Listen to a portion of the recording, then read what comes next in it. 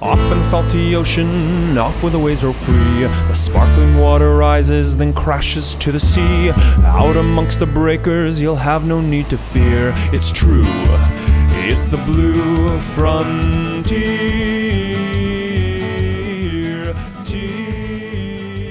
Welcome to a new episode of Rising Tide, the Ocean podcast. This is David Helvarg, and my co-host is Vicki Nichols Goldstein.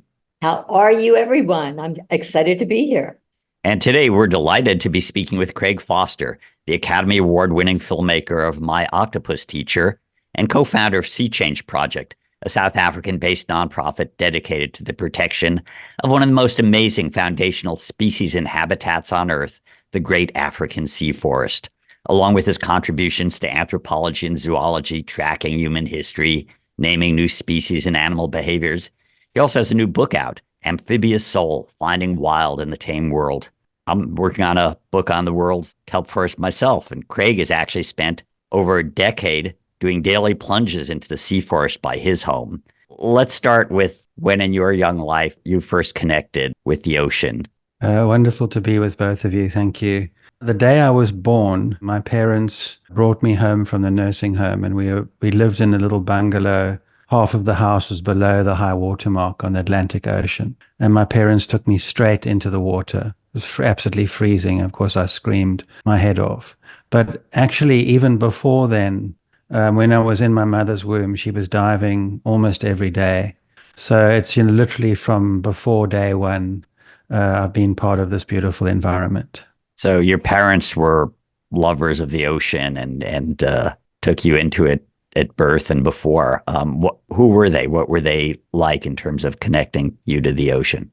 I mean, they absolutely loved the ocean. They bought this tiny little wooden bungalow, which was, as I say, was so close to the ocean that at spring tides and during storms, if we didn't put these boards up all over the windows, the waves would lift rocks and just smash every single window in the bottom of the house.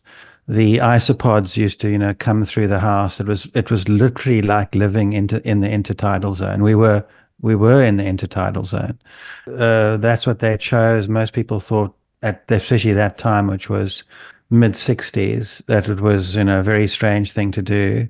But they absolutely loved the ocean. They dived every single week, every weekend, and that's what we did. And because I was right there, and my dad taught me to dive by taking me on his back. So it was just part of our lives. Now, in your book, Amphibious Soul, you talk about growing up with the ocean, but then you ended up spending a lot of time with people of the desert. How did that happen? And was that any form of rebellion or just a natural development? More of a natural development, David. So, my brother and I had grown up in this incredible ocean environment, and we were fascinated by nature. And in many ways, our greatest heroes were these almost mythological figures, the San master trackers. Some people would have known them as the Bushmen. So our natural thing was to try and seek them out and find the greatest trackers on Earth. We eventually managed to make our way up to the Central Kalahari, and we did our first film together, and we were very fortunate to be with these three incredible trackers. I mean, they were really at the highest level. They were the finest trackers in their language group, and they both inspired us very deeply and kind of terrified me, because I thought, I'd grown up in the wild my whole life. I thought I was so close to nature, but when I was with them, I realized I had so far to go, so far. And I was actually outside of nature compared to them. And that was the motivation to do this daily immersion in the kelp forest and just to start to develop this idea of tracking underwater.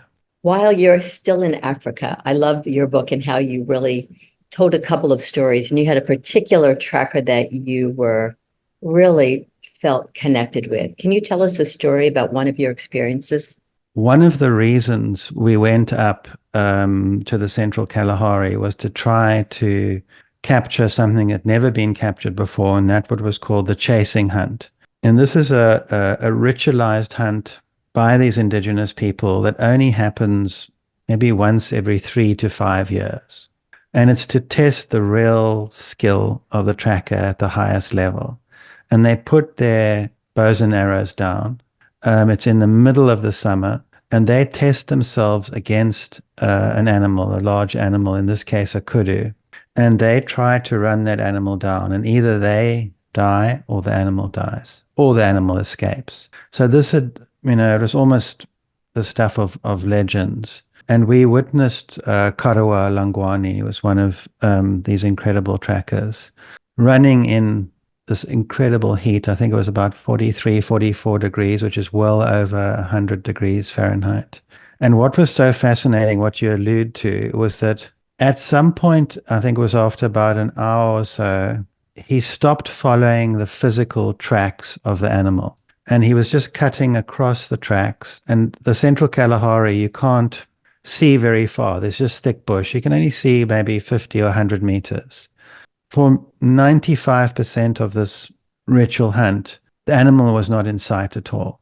And for another maybe 70, 80%, there was no track in sight. So he went into a kind of altered state and was somehow able to know where that animal was. And the kudu are, one of the most elusive animals. They're called the ghosts of the bush.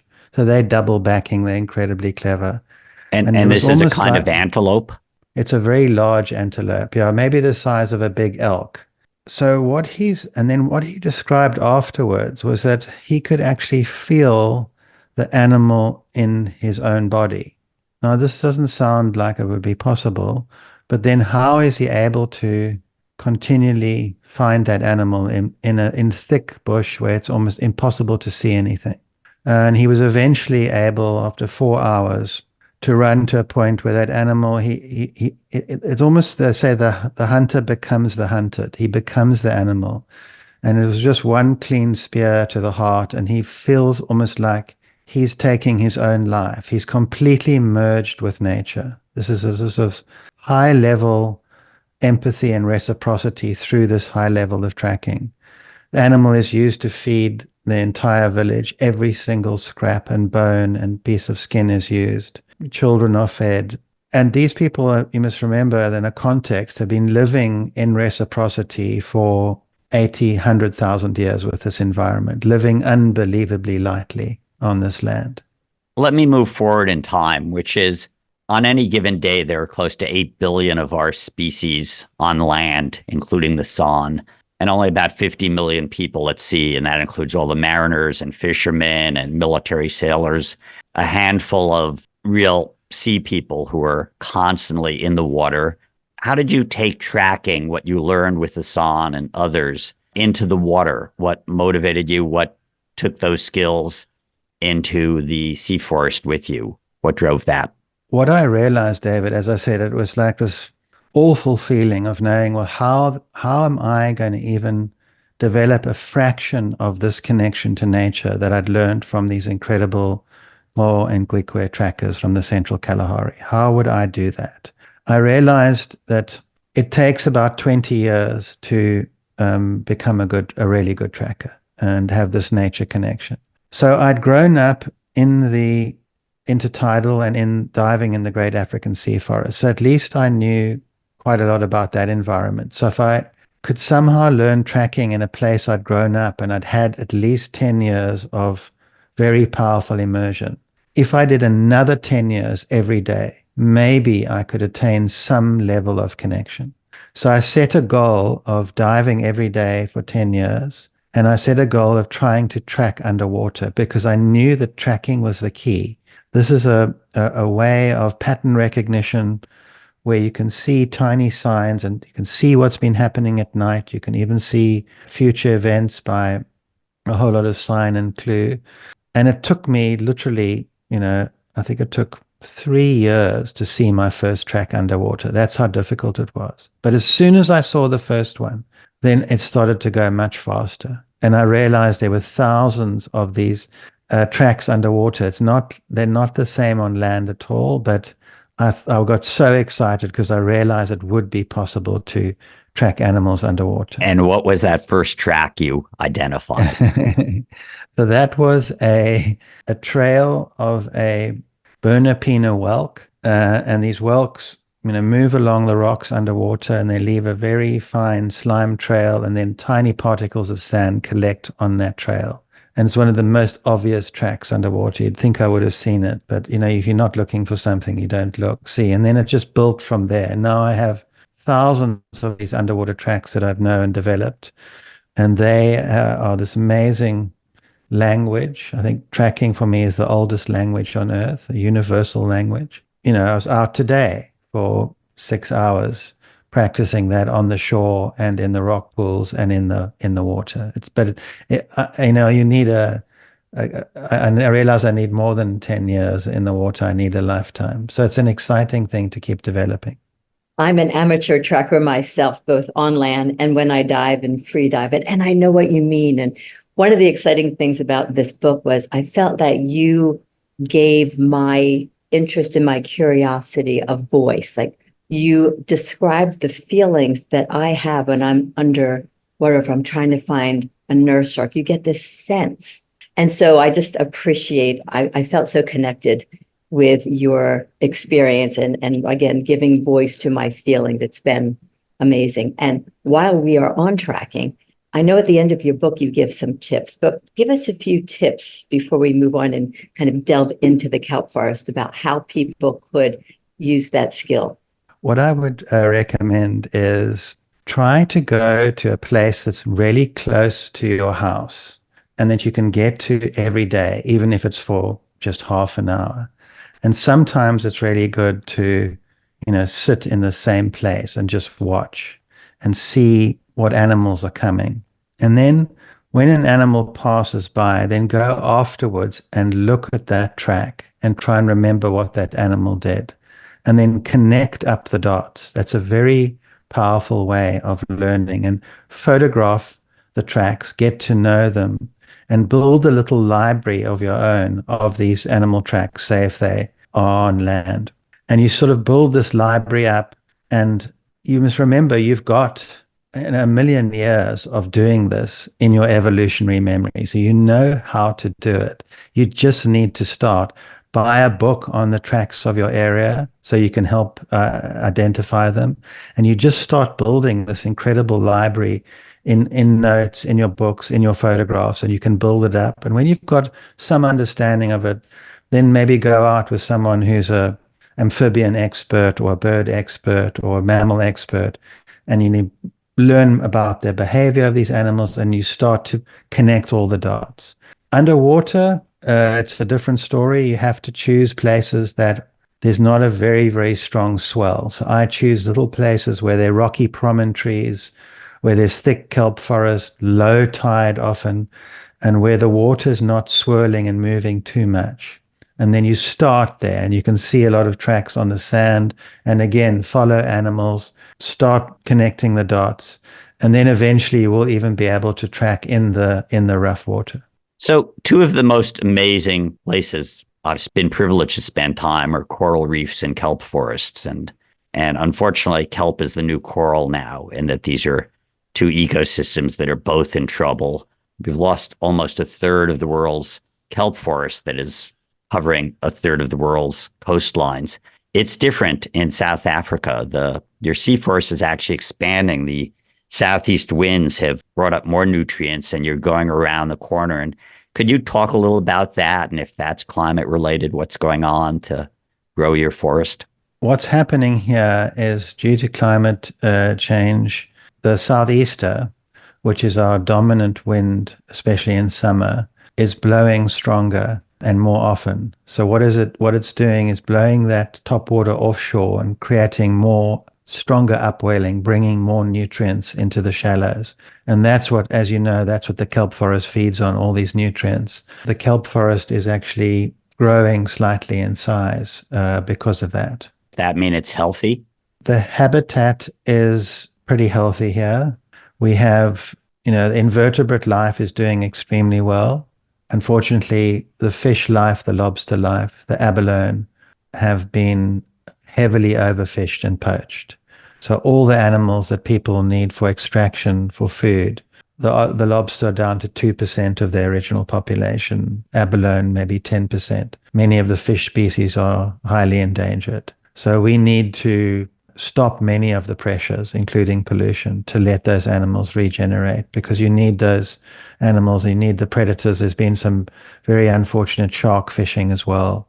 We so badly need the predators to, for a healthy system. That was the cheerful sounds of our friends the dolphins. And what's a dolphin's favorite TV show? No, not Flipper, Whale of Fortune.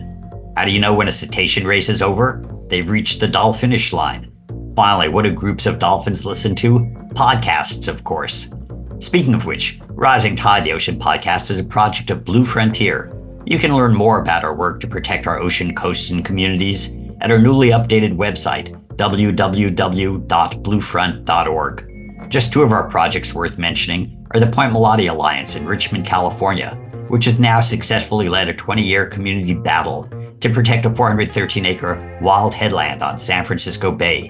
Point Melati was going to be sold off for a casino or a gated luxury development, but thanks to PMA's efforts, by the end of this year, we should see a world-class public park established in this low-income underpark community, an environmental justice victory long overdue.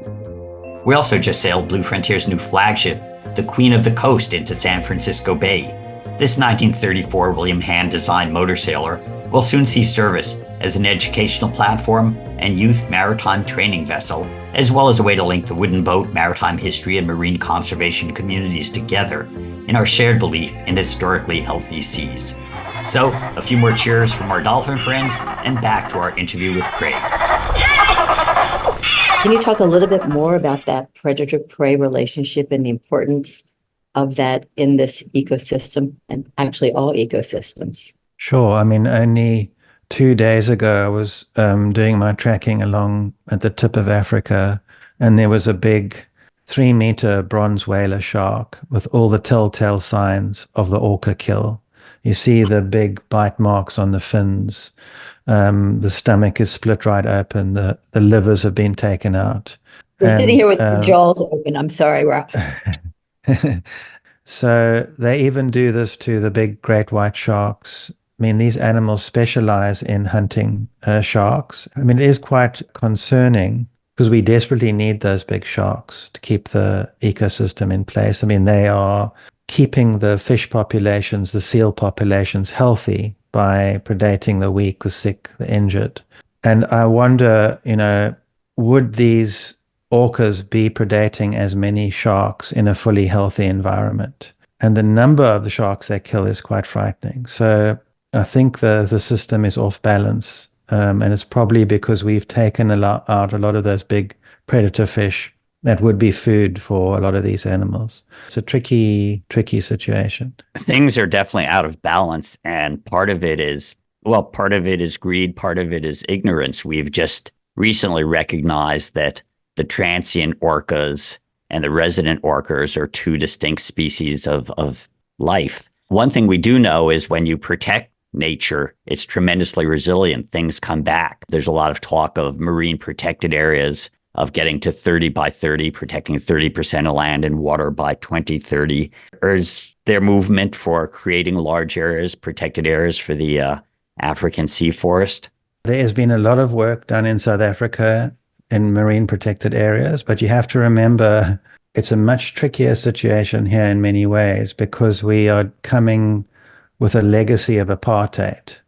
And during apartheid, the marine protected areas were seen as a place of privilege for white people to enjoy. In many ways, the larger black and brown populations see those areas and it holds tremendous sadness and pain for them. So we have to be so careful in how we do these marine protected areas in South Africa. They have to be so inclusive and ideally driven by local people. There's one fantastic area just up the coast, the Tsitsikamma area, where it's a full marine protected area, but some of the local people are allowed to harvest within the marine protected area. And they have been very careful with their harvest, doing it in a wonderful way, gentle way.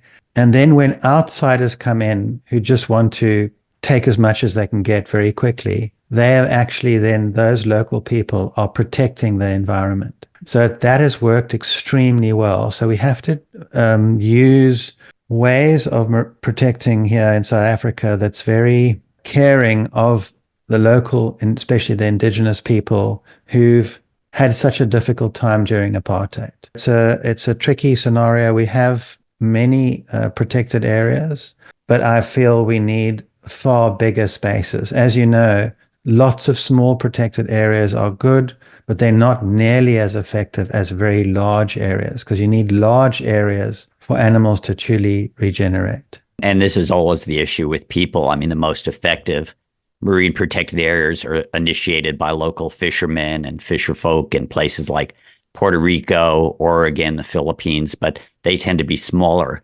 The really big ones tend to be set up by nation states and agreements that don't incorporate the local people. So how do you get big and get the people engaged? And that's certainly a challenge. Yeah, I mean, I think we have to look to indigenous knowledge and to high-level science, people who truly care about nature, and put those two wisdoms together to find the best ways of protecting these critical places. I mean, our areas here are biodiversity hotspots, so if they're protected, they can regenerate enormous areas of the ocean, and that's one of the things we desperately need to do.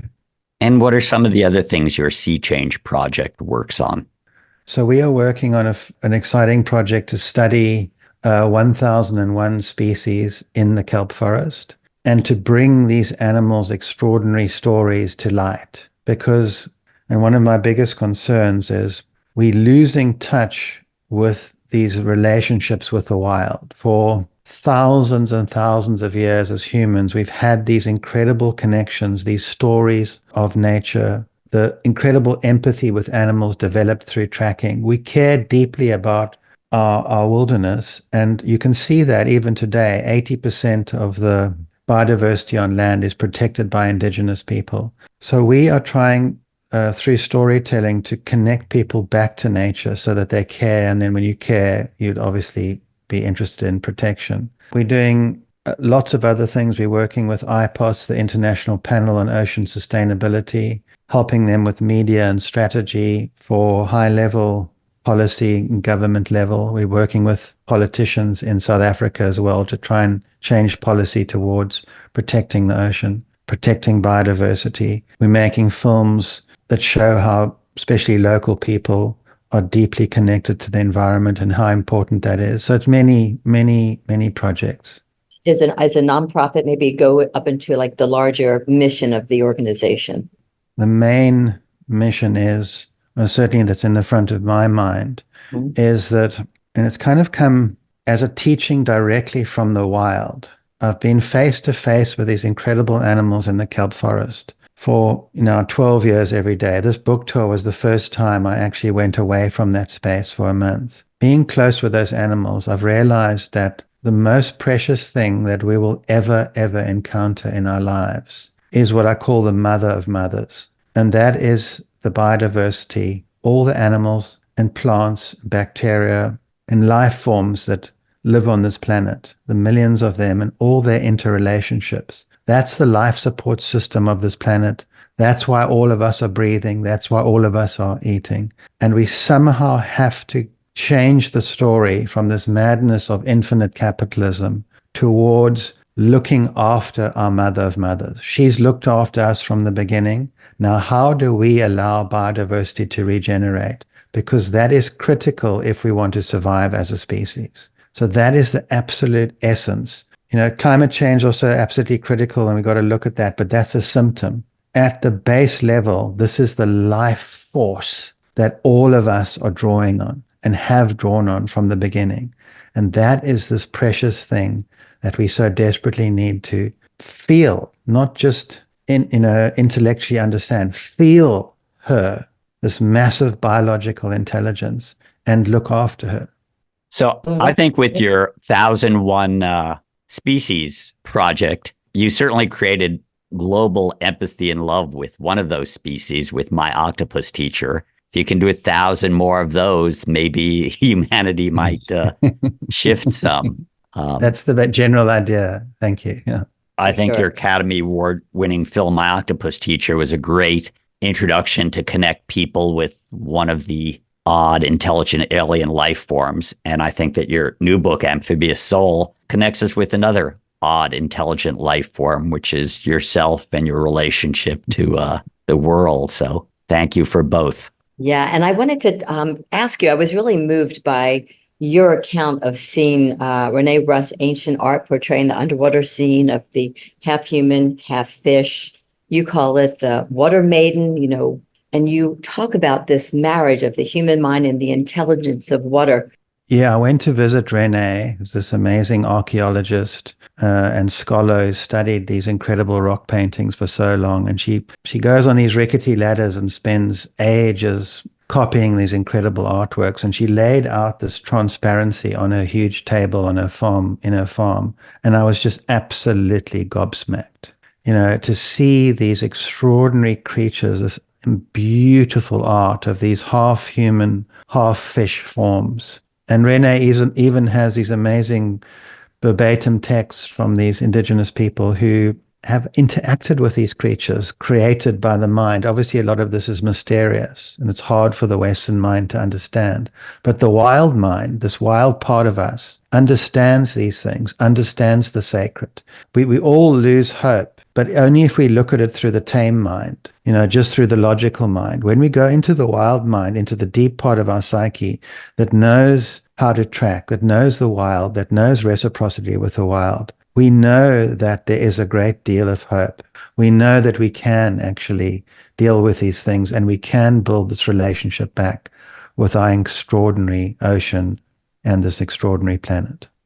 I just want to thank you so much, Craig Foster, author of the Amphibious Souls, a great book, and filmmaker, My Octopus Teacher. It's been a delight. I feel so connected to the wildness that you talk about and our deep and beautiful ocean. Our mother, let's all take good care of her. Thank you so much. And fabulous talking to both of you. Thank you so much. Bless you.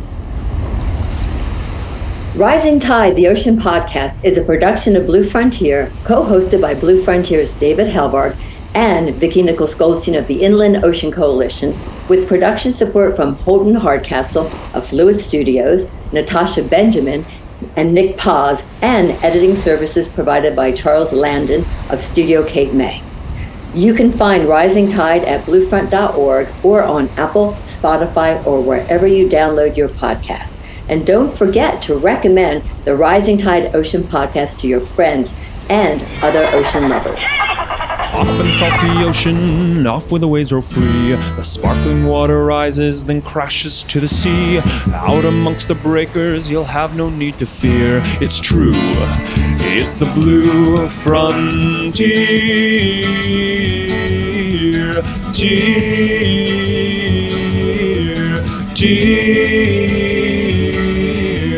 Off in the salty ocean, off to the Blue Frontier. Sparky, come here, buddy. Sparky! There you are. Good boy, Sparky.